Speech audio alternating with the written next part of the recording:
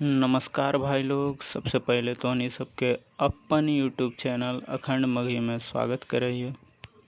तब आज बात करबो कि स्टार्टिंग पीरियड में मगध के सीमा की हले। मगध राज्य कहाँ से कहाँ तक हले हल। तो और बात करवे कि मिथिला वाला और अंग वाला मगही भाषा के पूर्वी हिस्सा पर दावा काहे करा हखिन और वो दावा कितना सही है और कितना गलत। तो सबसे पहले तो बता देवल चाहिए कि यदि भाषा के राजनीतिक रूप से देखबो तो सबसे पहले ही देख ला मगध राज्य ही है। तो कहाँ से कहाँ तक है तो देख ला।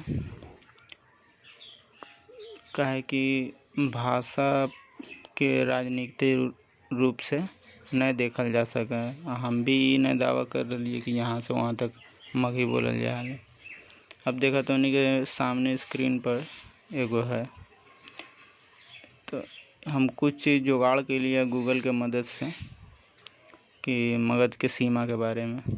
तो मगध की सीमा उत्तर में गंगा से दक्षिण में विंध्य पर्वत तक, पूर्व में चंपा से पश्चिम में सोन नदी तक। तो सोन नदी के बारे में तो सब जाना है कि सोन नदी तक है मगही भाषा के क्षेत्र। लेकिन पूर्व में आदमी के कन्फ्यूजन है और जाने के प्रयास नहीं कर रहे। खाली अपन क्षेत्र बढ़ाए के चक्कर में बढ़ा के बताओ।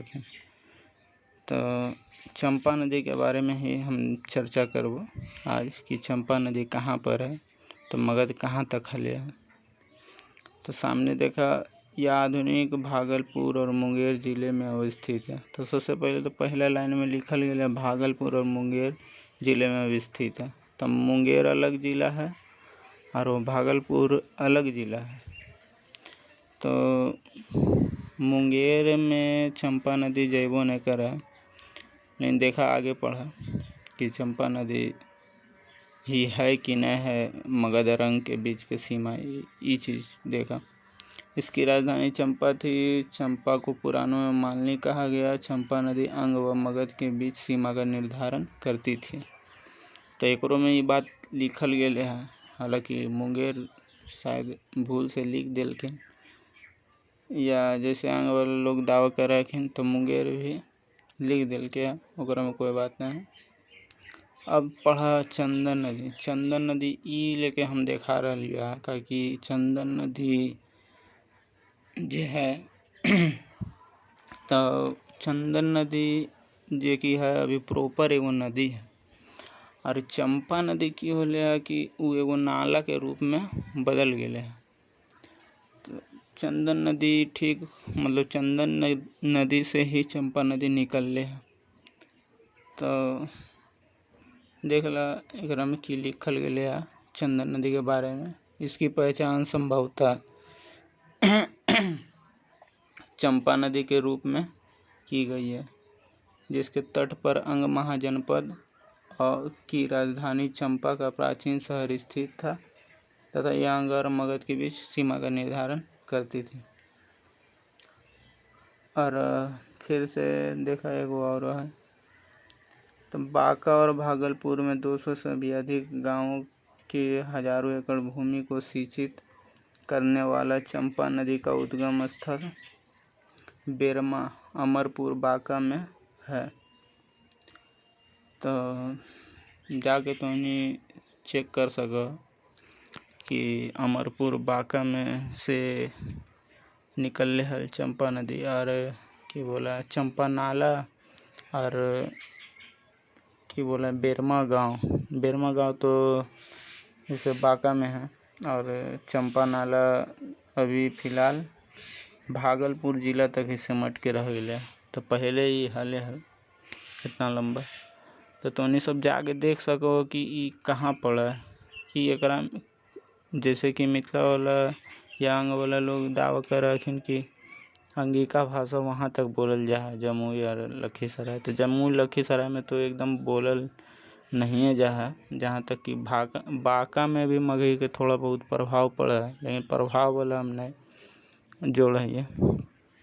तो हमार कहना में यही हल कि देख अभी भी हम ई नहीं दावा कर रहा कि जहाँ पर चंपा नदी है एकदम वहाँ तक बोलल जाए मगही। हम ये बात अभी भी नहीं बोल रही।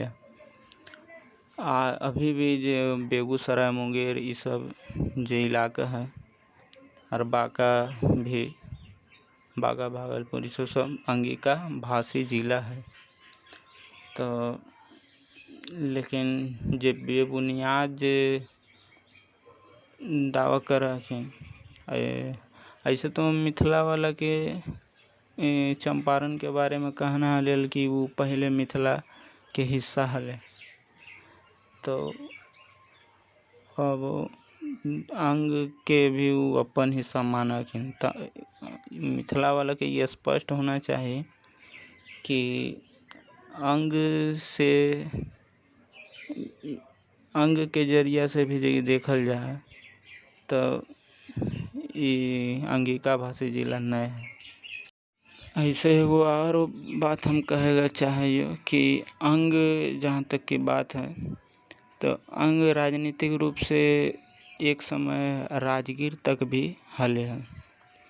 तो राजगीर पर तो दावा नहीं कर रखिन अंग वाला लोग। तो हमार कहना में यही है। और एक समय ऐसा भी हल कि एक समय की ऐसा बाद में ऐसा होल कि अंग मगध के हिस्सा बन गए हैं और भारत पूरा समझ ले तो भारत अफगानिस्तान पाकिस्तान सब। तो हमार कहना में यही है कि भाषा के राजनीतिक रूप से देखल नहीं जा सके। और एगो बात हम कहला चाहिए कि हमार बात पर कोई 100% विश्वास मत करिए और जाके डबल चेक करिए कि कहाँ पर है चंपा नदी और कि चंपा नदी ही मगध और अंग के बीच सीमा के निर्धारण कर हले कि नहीं। तो चला अब विदा लेवल चाहिए, यही सब पर बात करे लिया। जय हिंद, जय मगही।